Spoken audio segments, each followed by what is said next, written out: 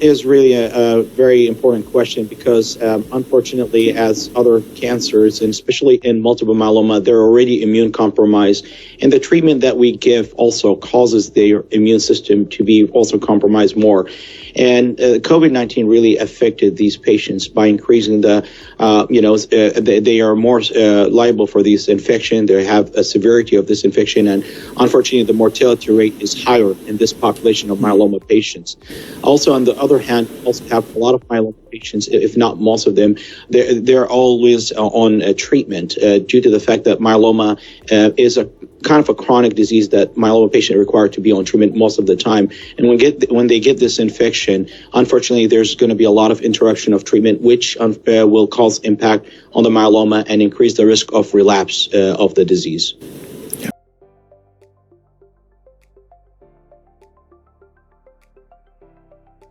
Well, we're very excited because in KU Medical Center, we have a substantial CAR T-cell program, and we have a lot of novel research programs, and we were watching and observing this type of trials for our myeloma patients, especially the need of this trial. CAR T-cell, or chimeric antigen receptor, it's a new form of engineering our T cells. Our T cells usually work in terms of like attacking attacking any type of infection and also killing cancer cells. Unfortunately, some of the cancer cells find a way to escape from these T cells.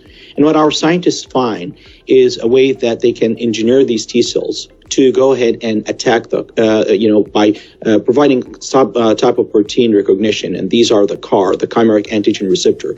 And that targets the cancer cells, especially in myeloma. And after that, they reinfuse these T cells back to the patient, which will attack the cancer cells. And by attaching to the cancer cells, producing cytokines, which is toxic to the cancer cells and causing death of these cancer cells. Now, that what we see as a mechanism of action in clinical trials. These patients who are heavily treated, this CAR T-cell was really working very nicely for these patients, especially if they exhausted all their options.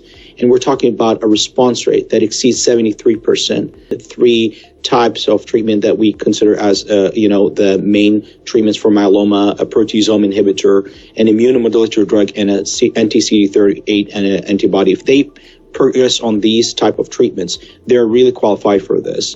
Also, don't forget, since this is not a clinical trial, some patients were excluded, for different reasons, for mild congestive heart failure or some mild renal failure that they have.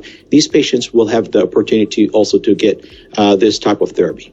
Of course, again, as we say about myeloma, it's really not a curable disease, and majority of the patients who need the treatment, in order to have an effective therapy, you have to be on, as an effective therapy, three different drugs, which means more toxicity and, more office visits for the patients, more visits in the infusion center.